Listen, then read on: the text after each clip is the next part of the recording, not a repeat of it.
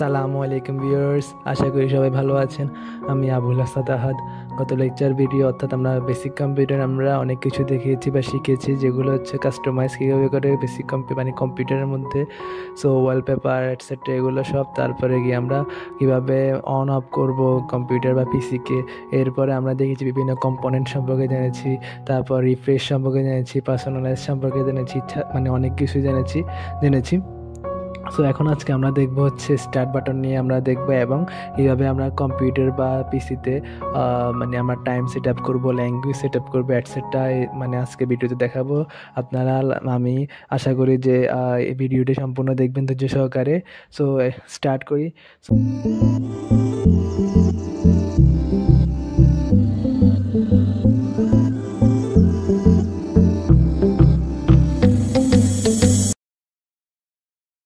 তো এখানে আমরা দেখতেছেন নিচে স্টার্ট বাটন আছে, স্টার্ট কোনটা, যেটি উইন্ডোজের মতো আইকন সেটি। সো আমি স্টার্টে ক্লিক করব।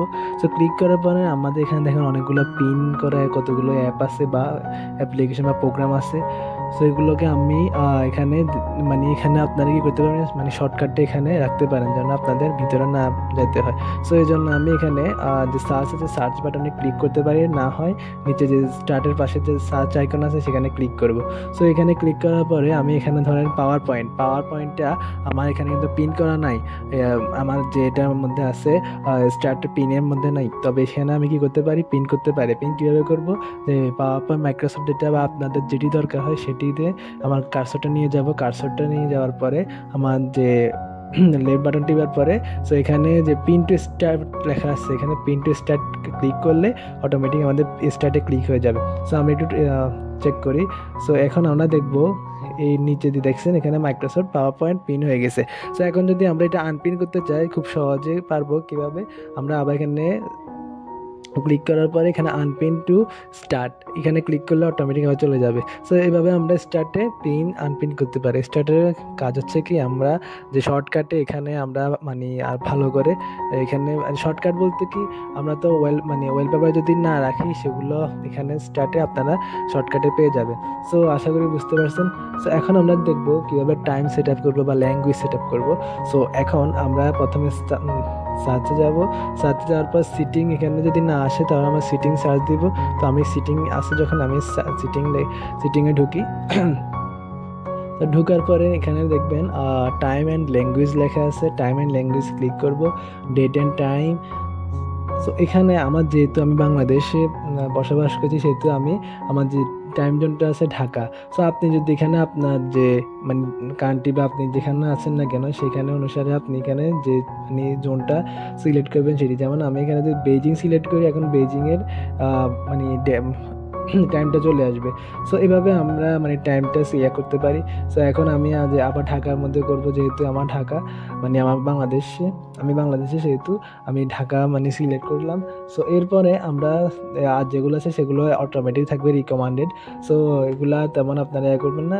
তো এরপরে আমরা যে টাইম সেট আপের পর আমরা দেখব ল্যাঙ্গুয়েজ এবং রিজন এটা নিয়ে। সো ল্যাঙ্গুয়েজ রিজিয়নে এখানে আপনি যদি এখানে অটোমেটিক ইংলিশ তো সেট আপ করা আছে, আমি বাংলাও এখানে ডাউনলোড করেছি। আপনি অ্যাড ল্যাঙ্গুয়েজে যাওয়ার পরে আপনি এখান থেকে যে কোনো ভাষা আপনি ইনস্টল করতে পারবেন। সো এখানে ইনস্টল করতে পারবেন, ইনস্টল করার পরে আপনি সেট আপ করতে পারবেন। সো এরপরে আমরা দেখব কীভাবে সেট আপ। যেমন তো আমার এখানে ইংলিশটা আছে, এখন আমরা বাংলা করব। সো বাংলা করার জন্য আমরা এখানে 3 ডটে ক্লিক করার পরে মোবাবে দিলে অটোমেটিক বাংলা হয়ে যাবে। বাংলা হয়ে যাবে বলতে এখানে দেখেন নিচে দিয়ে লেখা আছে, ইএনজি লেখা আছে, এখানে আপনারা বাংলা সিলেক্ট করতে পারেন। সো সিলেক্ট করার পর এখানে অটোমেটিক আমার যে সিস্টেম প্রোগ্রামগুলো আছে সেগুলো সব বাংলা হয়ে যাবে। সো ইংলিশ আর হবে না। দেখছেন নোটপ্যাড, এটা হচ্ছে সিস্টেম সফটওয়্যার নোটপ্যাডটা। সো সেহেতু এটা নোটপ্যাড বাংলা চলে এসেছে। আর ওগুলো হচ্ছে এইভাবে আগে থেকে সেট আপ করা এরকম। সো আশা করি বুঝতে পারছেন কীভাবে আমরা ল্যাঙ্গুয়েজ সেট আপ করবো এবং টাইম সেট আপ করবো। আমরা যদি আরেকটু দেখি সিটিংয়ে যাওয়ার পরে এখানে আর কি আছে।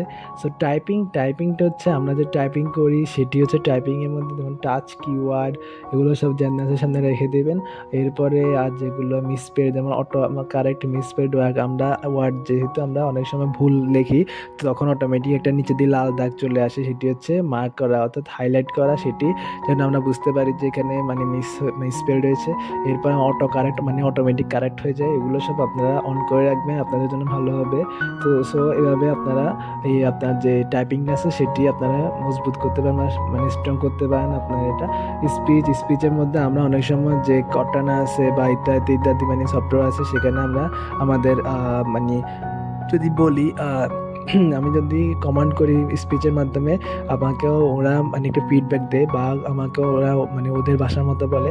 সো সেই জন্য একটা ভয়েস দরকার, যেমন আমার choose a voice Microsoft David একটা ভয়েস, 3টা ভয়েস আছে আমার এখানে। সো মানে ওরা ওদের মতো করে ভয়েসগুলো দিয়েছে, ভয়েস স্পিড মানে ভয়েসের মানে স্পিডটা। সো এইভাবে আপনারা ভয়েস স্পিড মানে চুজ করতে পারেন। সো আশা করি আপনারা টাইম অ্যান্ড ল্যাঙ্গুয়েজের কাজগুলো বুঝেছেন। প্রথমত টাইম ডেট আপনারা চুজ করবেন, তারপর ল্যাঙ্গুয়েজ, তারপর টাইপিং যে মানে ফাংশনটা আছে সেটি, এরপর স্পিচ। আশা করি আপনারা বুঝতে পারছেন। আর এখানে বেশিরভাগই সব রিকমেন্ডেড থাকে, আপনারা না পরিবর্তন না করলে ভালো হবে। শুধু ডেট টাইমটা পরিবর্তন করেন এবং ল্যাঙ্গুয়েজ আপনাদের মতো করে পরিবর্তন করেন, আর সবগুলা রিকমেন্ডেড।